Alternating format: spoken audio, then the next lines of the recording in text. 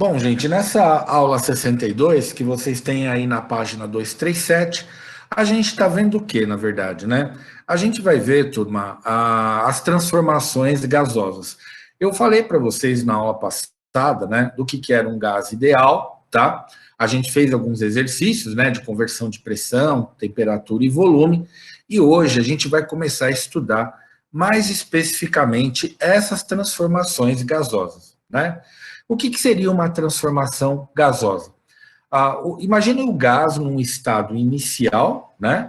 Para a gente poder estudar esse gás, ele tem que estar num sistema fechado, né? Ele tem que estar enclausurado lá num sistema. Então, esse gás que está fechado num sistema inicial, ele está submetido a certa pressão, a certo volume, a certa temperatura. Essa condição inicial eu vou chamar de estado inicial, né? Agora, vamos supor, turma, que esse gás ali, nesse estado inicial, a gente provoque alguma modificação nele. Ou a gente mude a pressão, ou mude o volume, ou mude a temperatura. A gente vai estar mudando as condições desse gás, né? De maneira, turma, que você vai observar que esse sistema vai atingir um estado final, onde vai haver alguma mudança, né? Então, por conta dessa variação de pressão, volume ou temperatura, vai ocorrer uma transformação gasosa. Essa transformação gasosa, então, ela vai ocorrer, como eu já disse, por mudança de pressão, por mudança de volume ou por mudança de temperatura. Aqueles cálculos que a gente fez na aula passada, eles serviram para quê? Para a gente poder converter, turma, convertê-los, né, na verdade, nas formas ideais para a gente poder fazer os cálculos. Porque nas transformações gasosas, a gente usa a pressão em atmosfera. O volume, a gente vai utilizá-lo em litros. E a temperatura, a gente sempre vai precisar convertê-la para Kelvin. Então, nessas transformações gasosas, a gente vai precisar, então, desses três parâmetros nessas unidades, né? Como eu já disse, pressão em atmosfera, volume em litros e a temperatura em Kelvin, tá? Quem é que começou a estudar essas alterações ou essas transformações gasosas, né? Se vocês olharem para os cabelinhos aí desses três estudiosos, vocês vão verificar aí a evolução através dos séculos, né? Porque o Boyle, turma, ele estudou essas transformações gasosas a partir do século XVII, né? Então esse cabelão cacheado aí do Boyle é típico lá do século XVII. Depois, no século XVIII, você tem um cabelo mais curto, mais pouco desgrenhado aí do Charles, né? E depois, no século XIX, um cabelo mais bem cortado, mais moderno aí do Gay-Lussac, né? Então, ao longo dos séculos, esses três pesquisadores estudaram essas transformações gasosas. E esses estudos que eles fizeram, turma, cada um deles focou em um desses aspectos, ou a pressão, ou o volume, ou a temperatura. Depois que o Boyle, o Charles e o Gay-Lussac terminaram os estudos deles, eles pegaram os estudos dos três e juntaram, turma, num único estudo, tá? Que a gente chama, turma, de equação geral dos gases. Então, a equação geral dos gases, ela é uma união dessas três teorias, ou três áreas de estudo, do Boyle, do Charles e do Gay-Lussac. O que eles estudaram mesmo? Transformações gasosas. Como eu já disse, um verificou a variação de pressão, outro verificou a variação de volume, outro verificou a variação de temperatura. Juntou-se os três estudos e se chegou, turma, nessa equação. PVT, PVT. Então, a gente tem lá pressão vezes volume sobre a temperatura daquele estado de gás inicial, antes da transformação gasosa. E depois da transformação gasosa, quando se alterou ou pressão, ou volume, ou temperatura, então aquele sistema gasoso atingiu um estado final, tá? Então, esse estado final a gente chama de P2 vezes V2 sobre T2. Então, povo, essa é a equação geral dos gases. Ela define como é que essas três variáveis elas se modificam, né, entre uma transformação gasosa, de um estado inicial para o estado final. Então, essa equação é a equação principal que a gente vai considerar. Agora, o que o Boyle estudou, né, na transformação gasosa? Então, se você considerar essa equação geral dos gases, PVT, PVT, o Boyle, turma, ele estudou essa modificação gasosa considerando a temperatura constante. Então, o Boyle, né, ele fez o estudo lá de transformações gasosas, mas ele não modificava a temperatura. Ele admitia a temperatura sempre constante. Se você pegar a equação geral dos gases e considerar a temperatura constante, você vai ter isso aqui, ó. Você vai cancelar a temperatura.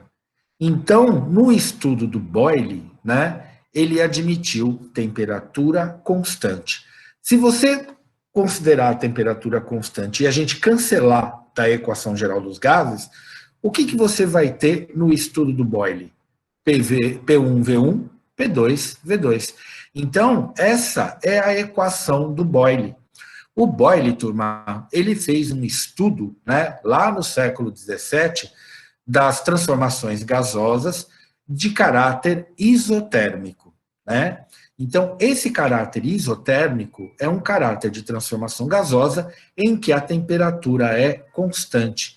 Então, sempre quando houver uma transformação gasosa de temperatura constante, ou seja, isotérmica, a equação geral dos gases, você cancela a temperatura, porque afinal ela é constante, e ela vai, as transformações gasosas vão ser calculadas só em função da pressão e do volume, tá? Então, a equação de Boyle é P1V1, P2V2, tá?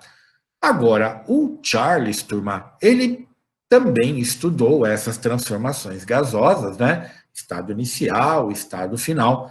Só que o Charles, ele considerou o quê? Ele considerou que o volume seja constante. Então, ele estudou os gases variando pressão, variando temperatura, mas não o volume. O volume era sempre igual. Então, o que você pode fazer na equação geral dos gases? A gente pode cancelar o volume. Então, quando a gente estuda as modificações do Charles, essas transformações a gente chama de isovolumétrica. Por que isovolumétrica? Porque o volume é constante, tá? Então, essas transformações a volume constante, na equação do Charles, a gente pode fazer isso aqui, ó. Eu posso considerar pressão 1 sobre temperatura 1 é igual a pressão 2 sobre temperatura 2. E aí, meu povo, a gente vai ter essa equaçãozinha, P1T1 igual a P2 sobre T2. Veja, turma, todas essas equações de Boyle, de Charles e a do Gay-Lussac, que a gente vai ver agora, todas vêm da equação geral dos gases, né? Então, do Gay-Lussac não vai ser diferente. No século XIX, o Gay-Lussac fez o seguinte, ele falou, bom, eu vou estudar as transformações gasosas considerando-se a pressão constante. E esse estudo dele, né, a gente chama de transformação gasosa isobárica. Isobárica por quê? Porque a pressão é constante. Então, você pega a equação geral dos gases e você cancela a pressão, porque afinal de contas ela é constante. E serão considerados só o volume e a temperatura. Então, da equação geral dos gases, você tem pressão, volume e temperatura. A pressão é constante, você cancela, então vai sobrar o quê? Volume 1 sobre temperatura 1 igual a volume 2 sobre temperatura 2. Então, meu povo, o que nós temos aqui? A gente tem, basicamente, 4 equações, né? A gente tem a equação do Boyle, a equação do Charles e a equação do Gay-Lussac. Mas elas são derivadas da equação geral dos gases. Então, sempre quando eu ensino essa parte para os meus estudantes, né, eu falo para eles, primeira coisa, entenda a equação geral dos gases. Essa equação, ela estuda a transformação gasosa, considerando variação de pressão, variação de volume e variação de temperatura. Os três estão variando nessa transformação gasosa, que é a equação geral dos gases. O Boyle, ele estudou a equação geral dos gases, mas considerando uma transformação isotérmica. temperatura constante. Então, você cancela as temperaturas, tá? Fica P1V1, P2V2. No caso do Charles, ele estudou o volume constante, né? A transformação isovolumétrica. Então, a gente pega a equação geral dos gases e a gente cancela o volume. Fica P1 sobre T1, P2 sobre T2, tá? No caso do Gay-Lussac, ele estudou as transformações isobáricas dos gases, né? Pressão constante. O que a gente faz? Cancela a pressão. Então, a partir da equação geral dos gases, o que sobra? V1 sobre T1 igual a V2 sobre T2, tá? Os exercícios que a gente vai ter que fazer, eles consideram, turma, essas 4 condições. Você pode ter um exercício que varie pressão, volume e temperatura.